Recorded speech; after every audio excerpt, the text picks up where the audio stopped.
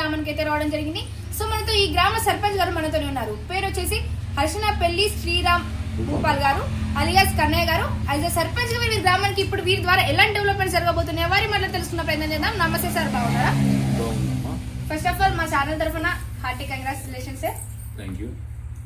So sir చెప్పండి, రాబోయే 5 సంవత్సరాలలో మీ గ్రామంలో మీరు ఎలాంటి డెవలప్మెంట్స్ అనేది చేయబోతున్నారు? ముందుగా నా మీద నమ్మకం పెట్టుకొని నన్ను సర్పంచ్ గెలిపించినటువంటి ఈ గ్రామ ప్రజలకు కృతజ్ఞత తెలియజేసుకుంటూ, ఈ గ్రామంలో చాలా సమస్యలు ఉన్నాయి. డ్రైనేజ్ సమస్య, తర్వాత తాగునీటి సమస్య, పారిశుద్ధ్యం, అదేవిధంగా మన కొంత దైవ కార్యక్రమాలకు సంబంధించినటువంటి కూడా కొన్ని పెండింగ్లో ఉన్నాయి. గతంలో కొంతమంది కొన్ని హామీలు ఇచ్చి మర్చిపోయినా కూడా ఆ హామీలకు సంబంధించినటువంటి మేము కూడా కొన్ని హామీలు ఇచ్చినాం. మొట్టమొదలు గ్రామంలో బొడ్రాయి అనేది ఒకటి ఉంటుంది. ఆ బొడ్రాయి దాన్ని పండుగ చేస్తామని చెప్పని ప్రజల సహకారంతో, ప్రజల భాగస్వామ్యంతో ఒక పండుగ నిర్వహించి బొడ్రాయి హైట్లు ఎక్కుతాను. అదేవిధంగా నేను ఇచ్చిన ఇంకొక హామీ, పంపిణీ బాబు దగ్గర నల్లమరమ్మ దేవాలయం నిర్మిస్తానని హామీ ఇచ్చిన, అది కూడా ఈ సంవత్సరం లోపలనే పూర్తి చేస్తా. ఇంకొకటి ఏంటంటే కేంద్ర ప్రభుత్వ నిధులతో ఈ గ్రామంలో ప్రతి ఒక్కటి కూడా డెవలప్మెంట్ చేయడానికి ప్రయత్నం చేస్తా. కేంద్ర మంత్రులు బండి సంజయ్ గారు, కిషన్ రెడ్డి గారి సహకారంతో రాజ్యసభ ఎంపీ కోటా నుండి ఈ గ్రామానికి ప్రధానమంత్రి ఆవాస్ యోజన కింద ఇల్లు లేని నిరుపేదలకు ఇల్లు మంజూరు చేపిస్తాను.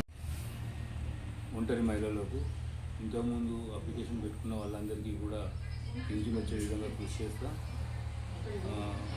మా ఊరికి సంబంధించినటువంటి ప్రతి ఒక్క కార్యక్రమాల్లో కూడా ప్రజలను భాగస్వామ్యం చేసుకుంటూ, అందరికీ కలుపుకుంటూ, పార్టీ రహితంగా, పార్టీలకు అతీతంగా అందరితో కూర్చొని మాట్లాడి గ్రామ అభివృద్ధికి ఏమేమి సమస్యలు ఉన్నా ఆ సమస్యలను తీర్చడం కోసం శక్తివంతం లేకుండా కృషి చేస్తాం.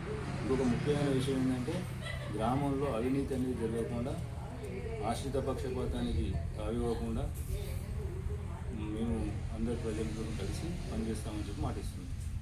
మీకు ఓటేసి గెలిపించిన మీ గ్రామ ప్రజలకు మీరు ఏం చెప్పాలనుకుంటున్నారు?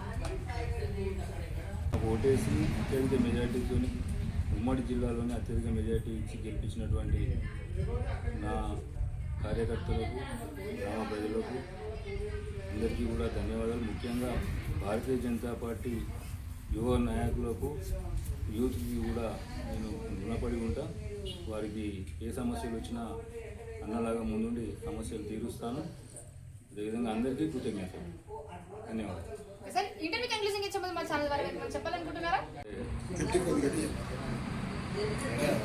నరేంద్ర మోడీ గారి నాయకత్వంలో భారతీయ జనతా పార్టీ 29 రాష్ట్రాల్లోని దాదాపు 95% రాష్ట్రాల్లో అధికారంలో ఉన్నది. ఒక్కసారి అధికారంలోకి వచ్చిన తర్వాత తిరిగి మళ్ళీ భారతీయ జనతా పార్టీని ఎన్నుకుంటున్నారంటే, భారతీయ జనతా పార్టీ సేవలు, కార్యక్రమాలు, ప్రజలకు చిక్కుకుని సమస్యలు తీర్చడం కానీ సుపరిపాలన అందించడం వల్లనే ఇది సాధ్యమవుతూ ఉంది.